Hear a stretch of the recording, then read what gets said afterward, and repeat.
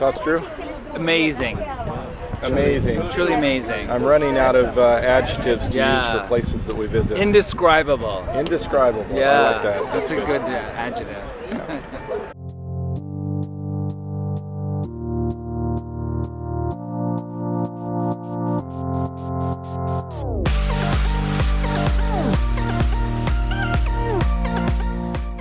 This is difficult for me to talk about. I'm having a bit of a drama today.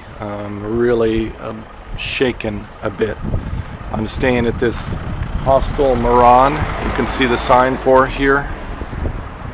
And we just had really serious anger issues, violence at the hostel, death threats. And it's really disturbing me and really sort of freaking me out. I've been traveling for about 4 days with my friend Drew, whom I met in Split in the hostel there. Fantastic guy, really, really nice. This afternoon, I went out touring around the city, and Drew decided to meet up with a guy that he met online. And so they wandered around for a bit and apparently hit it off, and he decided to bring his friend back to the hostel, which, you know, good for him. I think that's awesome. He met somebody that he connects with. Drew just went through ending a 20-year relationship, so he's sort of in the healing end of things, and I think a trip abroad and meeting some new people and trying to overcome a major breakup is always a positive thing for anybody. But so anyway, so we brought this guy back to the hostel. We had a private room there, and I was gone, and so we brought the guy into the private room. When I arrived back at the hostel, apparently about an hour later, or maybe a half hour later, I have no idea how long it was, the owner confronted me and he said to tell my friend, meaning Drew, to get his guest, his friend, out of the room and out of the hostel. And so I went and politely knocked on the door and relayed that message. The guy left, and Drew came out, and the owner started yelling at him. And then after a little while, he told Drew he had 2 minutes to move out of the hostel to gather all his things. He was kicking him out. And so Drew gathers up his things and gets ready, leaving the hostel, and the man starts yelling at them, and Drew agrees to pay for the one night. As he's leaving, he threatens Drew, and he says, if you ever come back, if you come near my hostel, I will kill you. And he said that repeatedly, made death threats against Drew. And it was really scary. There was so much violence there, so much hatred. It went beyond anything reasonable. It was not an owner of a hotel or a hostel kicking a guest out. This was obviously homophobia that you would see in this kind of part of the world. It was really scary. I wanted to stay just because I don't want to switch hostels. I'm taking a shuttle in the morning that's provided by the hostel. They had been nice to me, but this was really freaky, really scary to see. And I really feel for Drew going through this situation here in this foreign country. It makes me uncomfortable to be here and uncomfortable to even talk about. But I don't know. It's quite the conundrum, and it has my mind spinning, just wondering about the world and why people become so hateful and so judgmental and so violent about what other people do. Certainly, hotel owner had every right to ask Drew to leave. I think a more rational response might be a reprimand. or a fine. But, you know, that's a personal decision of the owner. I think that the response was far, far in excess of what was deserved, particularly the violent threats, where there was no violence, no raised voices by Drew other than arguing that he was not to be touched, you know, to take his hands off of him, because apparently he had done that. Anyway, just a crazy afternoon. Really has me shaken up. There's been some further developments in the drama here in Bosnia.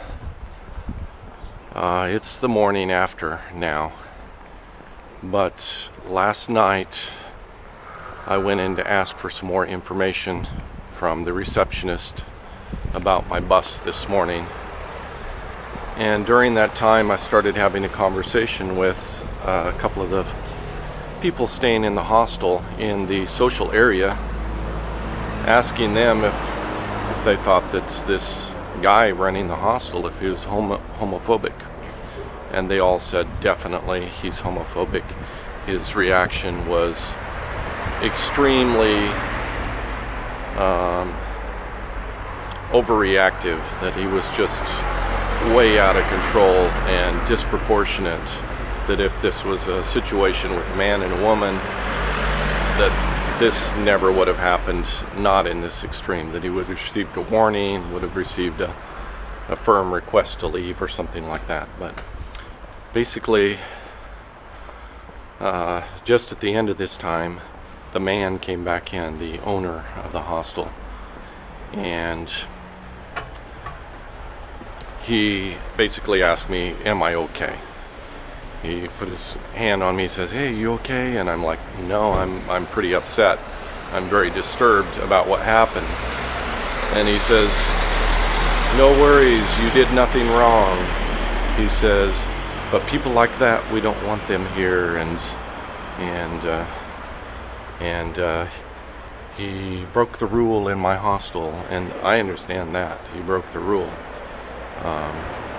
But he said that man is doing drugs in there, and I'm going to call the police on him.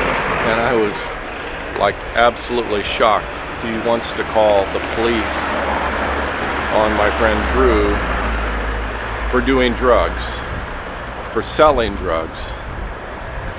And that's just so unfathomable to me after spending 1 week with Drew, who is a very light social drinker, extremely responsible, and these things were so out of control.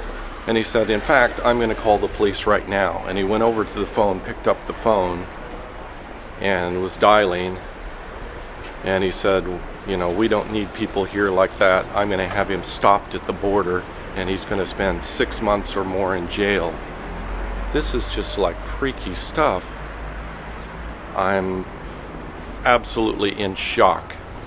So at this point I decide that I need to just leave the situation and go to my room, and that I just need to get out of here.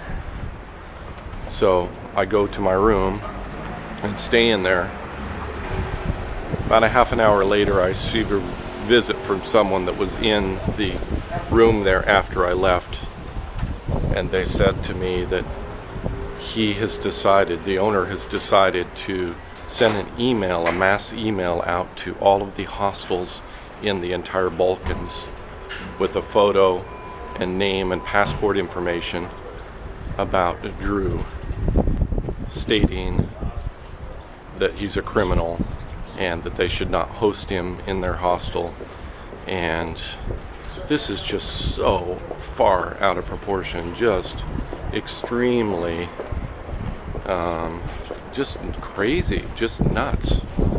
I absolutely understand the position from the hostel of wanting to protect the property from strangers coming in, from potential theft, from potential damage to the property, privacy, all of those kinds of things. But this is way, way, way out of control.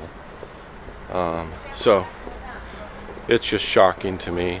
This is the morning after, I'm getting ready to leave here. I'm headed back to Croatia, back to where it's warmer. I'm wearing gloves and a hat this morning and 2 coats.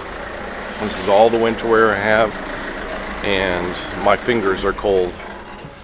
So I want to go back where it's a little bit warmer and get back where people are at least a little bit more tolerant. And it's just so sad that this has to happen. I'm trying to wrap my mind around and understand the culture here and understand the extreme phobias here. Unfortunately, I have not had enough time and opportunity to meet locals, to get to know the people here.